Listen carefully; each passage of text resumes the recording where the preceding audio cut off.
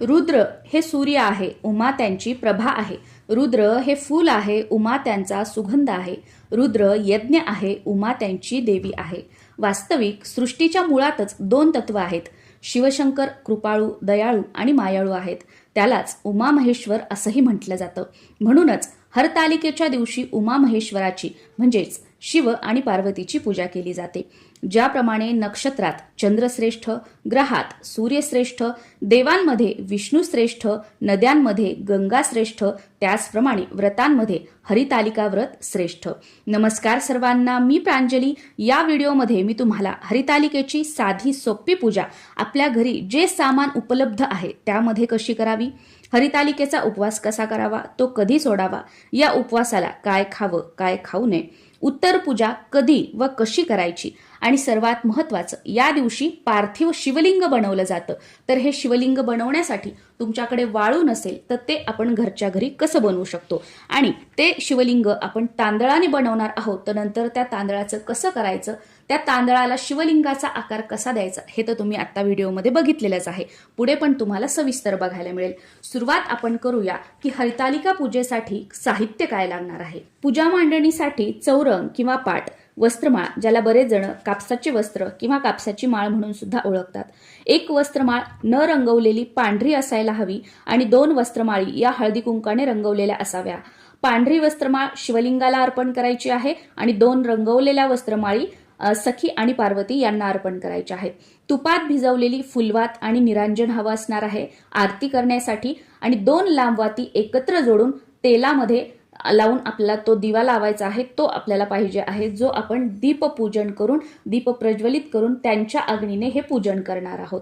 याचबरोबर काडी डबी लागणार आहे, विड्याची पानं लागणार आहेत, 5 सुपारी, 5 हळकुंड, 1 रुपयाची 5 नाणी, खोबऱ्याचे 5 तुकडे, खारीक 5, पांढरी फुलं किंवा अजून कोणत्या रंगाची जी फुलं असतील ती लागणार आहेत, गजरा लागणार आहे सखी पार्वतीला अर्पण करण्यासाठी. त्याचबरोबर या पूजेमध्ये सर्वात महत्त्वाच्या असतात त्या म्हणजे पत्री. पत्री म्हणजे झाडांची पानं, फळाच्या झाडांची पानं किंवा फुलांच्या झाडाची पानं. ही 5 प्रकारच्या झाडांची असू शकतात, 16 प्रकारच्या झाडांची असू शकतात किंवा 21 प्रकारच्या झाडांची असू शकतात. पण शक्यतो 16 प्रकारच्या झाडाच्या ज्या पत्री असतात त्या तुम्हाला हरतालिकेच्या पूजेच्या वेळेस पूजा साहित्याच्या दुकानामध्ये सुद्धा इझिली मिळून जातात. नाही मिळाल्या तर अगदी 5 प्रकारच्या पत्री तुमच्या घराच्या आजूबाजूला, तुमच्या घरी जिथे कुठे उपलब्ध आहेत फळ झाडांच्या, फुल झाडांच्या, त्या तुम्ही घेऊ शकता. पुढे मी तुम्हाला नावं सुद्धा सांगणार आहे की कोणत्या कोणत्या झाडाच्या पत्री आपल्याला घ्यायच्या आहेत. याचबरोबर वाळू लागणार आहे शिवलिंग बनवण्यासाठी. पण बघा, प्रत्येकालाच वाळू मिळेल असं नाही. जर तुम्हाला वाळू नाही मिळाली तर तुम्ही तांदूळ सुद्धा घेऊ शकता, फक्त ते अखंड असावेत. त्या अखंड तांदूळाचं आपल्याला शिवलिंग बनवायचं आहे. याचबरोबर पाणी लागणार आहे, दूध किंवा पंचामृत या दोन्हीपैकी तुम्ही काहीही घेऊ शकता. याचबरोबर नैवेद्यासाठी काही फळं लागणार आहेत किंवा दूध साखर, खडी साखर, पेढा याचा सुद्धा तुम्ही नैवेद्य दाखवू शकता. सखी पार्वतीच्या पूजेसाठी हळदी कुंकू आणि त्यांची ओटी भरण्यासाठी ओटीचं साहित्य आठवणीने घ्यायचं आहे. कुमारिका मुली चांगला पती मिळावा यासाठी हे व्रत करतात, आणि सौभाग्यवती महिला पतीला दीर्घायुष्य लाभावं यासाठी हे व्रत करतात. बऱ्याच महिलांचा प्रश्न असतो की कितव्या वर्षापासून मुलींना हे व्रत करायला सांगायचं. आमच्या भागामध्ये किंवा स्पेशली माझं सांगायचं झालं, माझ्या कुटुंबामध्ये सासरी असेल किंवा माहेरी असेल, आम्हाला कळतही नव्हतं तेव्हापासून आम्ही सर्व बहिणी किंवा मुली हे व्रत करतो, आणि माझी मुलगीही तिला कळत नव्हतं तेव्हापासून हे व्रत करते. म्हणजे आम्हाला जेव्हा कळतही नव्हतं तेव्हापासून वर्षामध्ये 2 ज्या मोठ्या एकादशी असतात, कार्तिकी एकादशी आणि आषाढी एकादशी, महाशिवरात्री आणि हे हरतालिका व्रत आम्ही तेव्हापासून करतो. त्यामुळे हे व्रत सुरू करण्यासाठी वयाचं कोणतंही बंधन नाहीये. हरतालिकेच्या दिवशी सकाळी लवकर उठायचं आहे, देवपूजा करून घ्यायची आहे, आणि देवपूजा झाल्यानंतर तुळशीची पूजा करूनच हरितालिकेचं पूजन करायचं आहे. नाहीतर देवपारुषे आणि तुम्ही हरितालिकेचं पूजन करताय याला काहीही अर्थ नाहीये. पूजा मांडणीसाठी जोही काही पाट घेतला असेल, चौरंग घेतला असेल, त्यावर वस्त्र अंथरून घ्यायचं आहे. पाटाभोवती, त्या चौरंगाभोवती रांगोळी काढून घ्यायची आहे, आणि सुरुवात ही आपल्याला दीपपूजनाने करायची आहे. सुरुवातीला दिवा लावून घ्यायचा, एक तुपाचा आणि एक तेलाचा.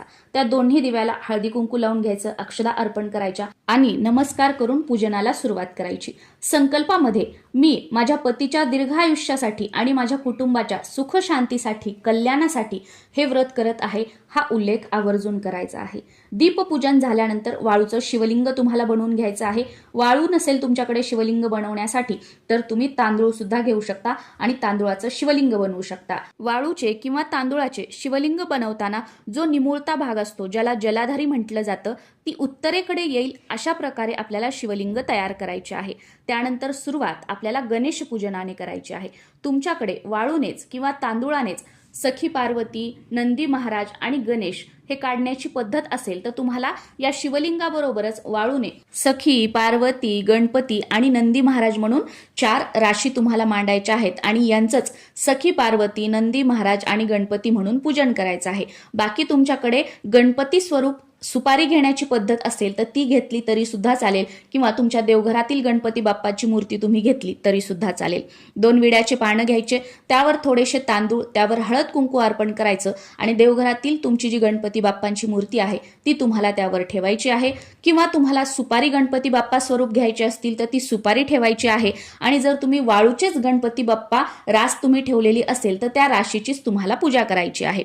गणपती बाप्पांची मूर्ती ताम्हणामध्ये घ्यायची, सुरुवातीला त्यांच्यावर अभिषेक करायचा, स्वच्छ पाण्याने, पंचामृताने, परत स्वच्छ पाण्याने ओम गण गणपतये नमः हा मंत्र म्हणत अभिषेक करायचा, त्यांना स्नान घालायचं. त्यानंतर ती सुपारी किंवा ती गणेशाची मूर्ती स्वच्छ पुसून घ्यायची, जागेवर ठेवायची, त्यांना हळद कुंकू अर्पण करायचं, लाल फूल असेल, दुर्वा असेल तर त्या अर्पण करायच्या, काहीतरी गोडाचा, साखरेचा किंवा गुळखोबऱ्याचा नैवेद्य दाखवायचा आहे. वस्त्रमाळ वगैरे बनवलेली असेल तर ती सुद्धा त्यांना अर्पण करायचं आहे आणि धूपदीप ओवाळायचा आहे. आणि हो, एक गोष्ट लक्षात घ्यायची, जो तेलाचा दिवा आपण लावलेला आहे ते आपण अग्निदेवता म्हणून लावलेले आहेत, त्यामुळे तेलाच्या दिव्याने या देवांना ओवाळायचं नाहीये. जे आपण तुपाचं निरांजन लावलेलं आहे त्यानेच देवांना ओवाळायचं आहे. कारण मनुष्याला म्हणजे आपल्याला तेलाच्या दिव्याने ओवाळलं जातं आणि देवांना हे तुपाच्या दिव्याने ओवाळलं जातं, त्यामुळे कधीच तेलाच्या दिव्याने देवांना ओवाळू नका. आणि जर वाळूची रास किंवा तांदळाची रास तुम्ही गणपती बाप्पा स्वरूप मांडली असेल तर एक फूल घ्यायचं, त्याने सुरुवातीला पाणी शिंपडायचं, त्यानंतर पंचामृत किंवा दूध जे काही तुम्ही घेतलं असेल ते शिंपडायचं, त्यानंतर त्या राशीला हळद कुंकू अर्पण करायचं, धूपदीप दाखवायचं, फुलं, दुर्वा ज्या काही तुम्ही घेतल्या असतील त्या अर्पण करायच्या आणि त्यांनाच तुम्हाला नैवेद्य दाखवून धूपदीप ओवाळून घ्यायचं आहे. गणेशाचं पूजन झाल्यानंतर शिवलिंगाचं पूजन करायचं आहे. शिवलिंगाची पूजा करताना फुलाने सुरुवातीला पाणी शिंपडून घ्यायचं, त्यानंतर दूध किंवा पंचामृत जे तुम्ही घेतलं असेल ते शिंपडून घ्यायचं, परत स्वच्छ पाणी शिंपडून घ्यायचं. इबूत ज्याला पांढरं भस्म सुद्धा म्हटलं जातं ते अर्पण करायचं आहे. वस्त्रमाळ म्हणजे कापसाचे वस्त्र शिवलिंगाला अर्पण करायचे आहेत. जे काही पांढरे फुलं तुम्ही घेतलेले असतील ते अर्पण करायचे आहेत आणि त्यानंतर आपल्याला सखी पार्वतीचं पूजन करायचं आहे. सखी पार्वतीच्या मूर्ती घेण्याची पद्धत तुमच्याकडे असेल तर त्या मूर्तीखाली थोडेसे तांदूळ टाकायचे आहेत, त्यावर हळदी कुंकू अर्पण करायचं आणि त्यानंतर सखी पार्वतीची मूर्ती त्यावर ठेवायची आहे. बाकी वाळूने बनवण्याची पद्धत असेल तर 2 राशी आपण सुरुवातीलाच मांडलेल्या आहेत शिवलिंग बनवताना. तर फुलानेच राशी असतील किंवा ही मूर्ती असेल त्यावर सुरुवातीला स्वच्छ पाणी अर्पण करायचं, त्यानंतर पंचामृत किंवा दूध अर्पण करायचं, परत स्वच्छ पाणी अर्पण करायचं, हळद कुंकू अर्पण करून घ्यायचं, वस्त्रमाळ अर्पण करायची, गजरा, फूल जे काही असेल ते अर्पण करायचं आहे आणि धूपदीप ओवाळून सखी पार्वतीला नमस्कार करायचा आहे व आठवणीने सखी पार्वतीची ओटी सुद्धा भरायची आहे. त्यानंतर नैवेद्य दाखवायचा आहे. नैवेद्य म्हणून तुम्ही 5 प्रकारचे फळं घेऊ शकता वेगवेगळे, त्याचा नैवेद्य दाखवू शकता किंवा एकच फळ तुम्ही 5 काउंट करून घेऊ शकता, त्याचा नैवेद्य दाखवू शकता किंवा तुम्ही साखर, खडी साखर, एखादा गोड पदार्थ म्हणजे पेढा वगैरे याचा सुद्धा नैवेद्य दाखवला तरी सुद्धा चालतो. नैवेद्य दाखवल्यानंतर आरती करायची आहे. आरती करताना सुरुवातीला गणपतीची आरती आणि त्यानंतर हरितालिकेची आरती करायची आहे. हरितालिकेची आरती मी आपल्या चॅनलवर अपलोड केलेली आहे, ती तुम्ही बघू शकता आणि ती आरती तुम्हाला करायची आहे. आरती झाल्यानंतर कथा आवर्जून ऐकायची आहे. तुमच्या घरामध्ये जर कोणीतरी कथा वाचत असेल तर तुम्ही ऐकायची आहे किंवा तुम्ही स्वतः वाचली तरी सुद्धा चालू शकतं. तुमच्याकडे कथेचं पुस्तक वगैरे नाहीये तर आजकाल बघा यूट्यूब वगैरे सोशल मीडियावर या कथा अपलोड झालेल्या असतात, तर त्यापैकी तुम्ही ऐकली तरी सुद्धा चालेल. आपल्या चॅनलवर सुद्धा हरितालिकेची कथा अपलोड झालेली आहे, ती तुम्ही नक्कीच ऐकू शकता. आता हे हरितालिकेचं पूजन जे आहे ते तुम्ही जेवढ्या सकाळी कराल तेवढं उत्तम आहे. फक्त एक गोष्ट लक्षात ठेवायची की देवपूजा झाल्यानंतर, तुळशीचं पूजन झाल्यानंतर मगच करायचं आहे. कारण का बघा, सकाळी जर आपण पूजन केलं तर ही पूजा दिवसभर रात्रभर आपल्या घरामध्ये राहील आणि आपल्या घरामध्ये सकारात्मक लहरी तयार होतील आणि त्यामुळे आपल्या घरातील वातावरण प्रसन्न राहील आणि घरातील नकारात्मकता किंवा आपल्या जागेमध्ये वास्तूमध्ये जे काही दोष असतील ते दूर होतील. म्हणून सकाळी केली तर अतिशय उत्तम. पण काही कारणांनी तुम्ही वर्किंग आहात, काही अडचणींमुळे सकाळी पूजन करणं शक्य झालं नाही, तर संध्याकाळचा जो प्रदोष काळ असतो तर तो शिवपूजेसाठी खूप प्रभावी असतो. म्हणून तुम्ही संध्याकाळी प्रदोष काळामध्ये सेवा करू शकता, हे पूजन करू शकता. पण प्रदोष काळातही जर तुम्हाला जमलं नाही तर सकाळपासून ते संध्याकाळी प्रदोष काळापर्यंत कधीही तुम्ही ही हरतालिकेची पूजा केली तरी सुद्धा चालू शकतं. प्रदोष काळ म्हणजे काय? जेव्हा सूर्य मावळतो त्याच्या 45 मिनिटं अगोदर आणि 45 मिनिटं नंतर जो कालावधी असतो त्याला प्रदोष काळ म्हटलं जातं. तर या वेळेमध्ये पूजन करायचं आहे. या पूजेमध्ये सर्वात महत्त्वाच्या असतात त्या म्हणजे पत्री. पत्री ह्या शक्यतो 16 प्रकारच्या घ्यायच्या असतात, ज्या आपल्याला इझिली उपलब्ध सुद्धा होतात. पण 16 प्रकारच्या झाल्या नाही तर तुम्ही 5 प्रकारच्या घेऊ शकता. तर ही 16 प्रकारची झाडं कोणती आहेत, ज्या झाडांच्या आपल्याला पत्री घ्यायच्या आहेत तर ती अशी आहेत: बेलाचं झाड, आघाडा, मधुमालती, दुर्वा, चाफा, कन्हेर, बोर, रुई, तुळस, आंबा, डाळिंब, धोत्रा, जाई, मरबा, बकुळ आणि अशोक. यापैकी ज्या झाडांची तुम्हाला पानं उपलब्ध होतील त्याच झाडांची घ्या. बाकी भेटली नाही, याच्यापैकी 1-2 झाडांची जरी भेटली तर तुमच्या आजूबाजूला, तुमच्या शहरात, तुमच्या गावात, घराजवळ जी कोणती झाडं आहेत फळांची किंवा फुलांची, त्यांची पानं तुम्हाला घ्यायची आहेत. फक्त काय की ती पानं किड लागलेली नसावीत किंवा तुटली फुटलेली, चिरा पडलेली पानं नसावीत, सुकलेली पानं नसावीत. ताजी टवटवीत पानं घ्यायची आहेत. आणि शिवलिंगाला अर्पण करताना सर्वात अगोदर बेलपत्र अर्पण करायचं आहे, त्यानंतर आघाडा अर्पण करायचा आहे आणि मग त्यानंतर जी काही पानं आहेत, ज्या काही पत्री आहेत त्या आपल्याला अर्पण करायच्या आहेत. आणि ही शिवलिंगाची पूजा करत असताना किंवा पत्री अर्पण करताना उमामहेश्वर देवताभ्यो नमः, उमामहेश्वर देवताभ्यो नमः या मंत्राचा जप कंटिन्यू आपल्या मुखामध्ये सुरू ठेवायचा आहे. हरितालिका पूजनाबरोबरच या दिवशी व्रताला म्हणजे उपवासाला सुद्धा खूप जास्त महत्त्व आहे. बरेच जण हे व्रत खूप कडक करतात. या उपवासाला तिखट, मीठ, साबुदाणा, भगर काहीच खात नाहीत.